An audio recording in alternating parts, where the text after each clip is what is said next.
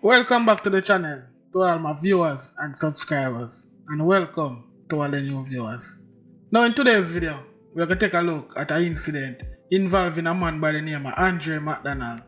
He's the son of famous businessman Beachy Stout. For those of you who don't know who is Beachy Stout, he's a businessman from Portland who was charged for 2 loss of life of his current wife and his past wife. So now in this video, we're going to show a recording of Andre giving the details as to how he took his wife's life. So stay tuned, because you definitely don't want to miss this.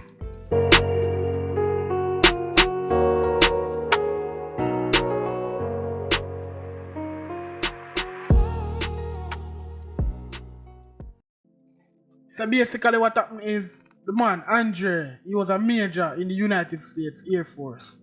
His wife, Andreen, did have an extramarital affair, and she'd also want to start a business.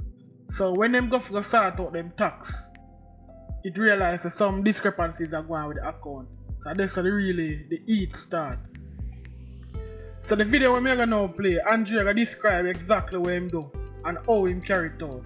So stay tuned and let me know how you feel about this in the comment section. Well, it was like a reaction, so I landed like a couple of kicks. More than a couple or a couple? I'd say probably like about a couple. And right at that moment, what happened? So when she got the second kick, I think I heard like some type of wheezing, coming out of her. And then also, like in the background, I could hear like some footsteps running. And at that point I was like, oh shit, Elena. So I ran out of the bathroom towards the living room area, and then I saw like Elena, like she was somewhere close to the stairs, back in the front. So I ran towards Elena and picked her up, and we went upstairs, and then I was trying to get her back to bed.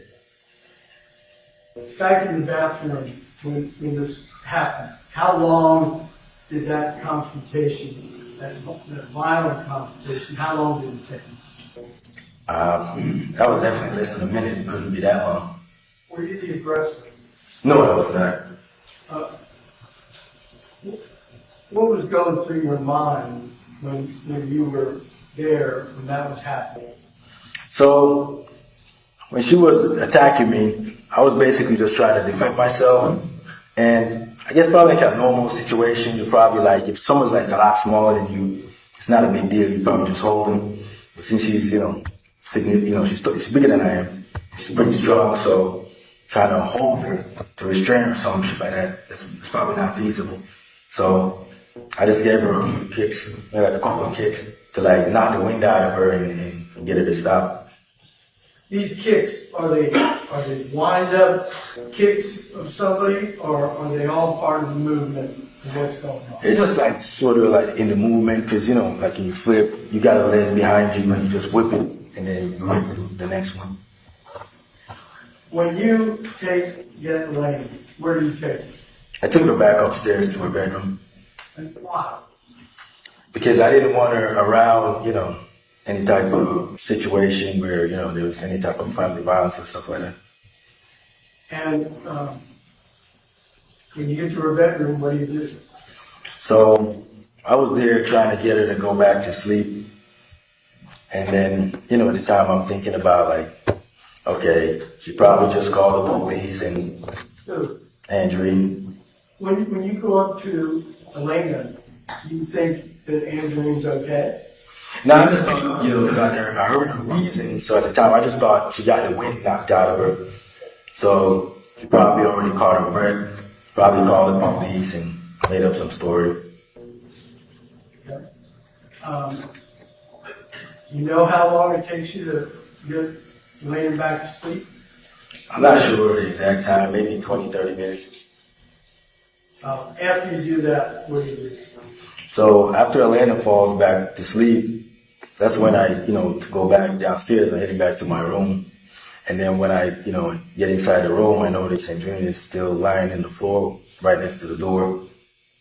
So at that point, I sort of like, go over her and she's not moving. And then I went over to like check, see. You check. Yes. Tell me how. So I bent over and then I like grabbed her face and then like feel like if I could feel like a pulse or something, and then I put my ear next to like her nose to see if she was breathing, and she was not. What kind of reaction did that make you have? So at that point, honestly, man, I became like pretty frantic at that point because, oh fucking shit, she's dead on the floor. We just had a fight.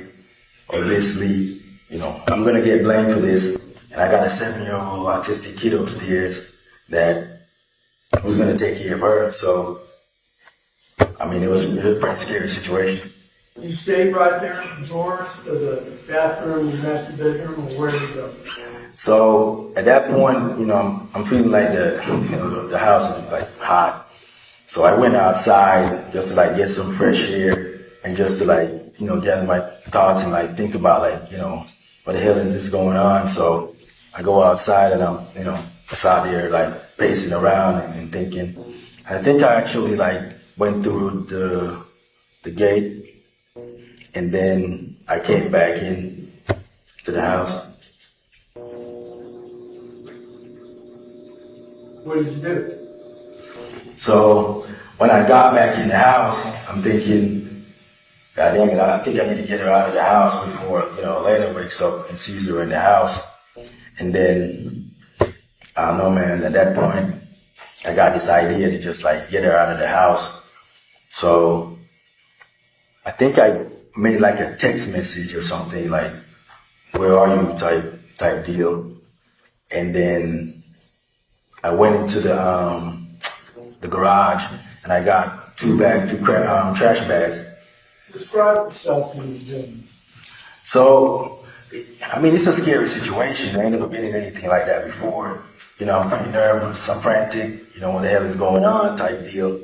And I'm just at that point moving like, basically like on instincts or something.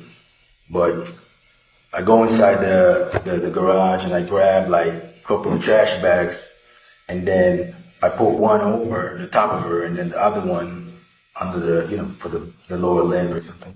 What's your purpose to do that? So at that point for me, I was just trying to get her out of the house. Why? Because first I didn't want Elena to see her. And then at that point, like I said, I'm thinking my life is over now. Obviously I would get blamed for this. And then, she's gone, I'm probably gonna go away, and then my daughter doesn't have any parents. You said that you were going to get blamed for this. Did you think you were guilty of it? No, I didn't think I was guilty, but knowing like the circumstance, there's obviously a dead person in your house, and you're the only adult there, and I know she's like, like issues before with the marriage where she's having an affair and stuff like that.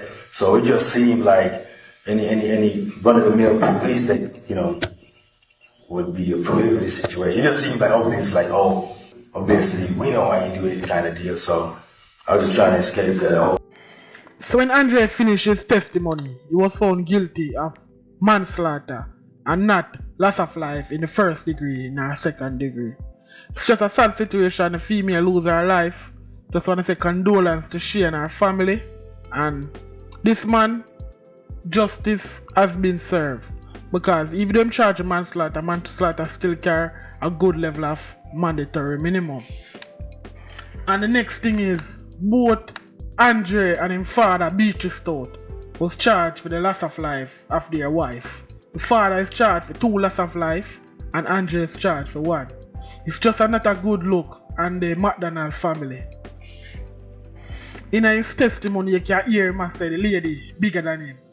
The lady might have taller than him a little bit, but as you can see, it's a slender female list, and this man did in the army, in the Air Force, a matter of fact. So, that's no excuse.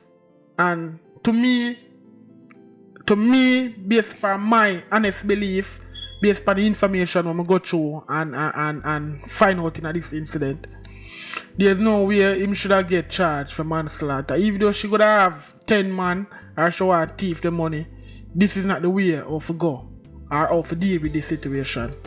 As I say again, him go through the court and he was found guilty of manslaughter. So there's nothing we can do about it. So just let me know your feeling in the comment section about this.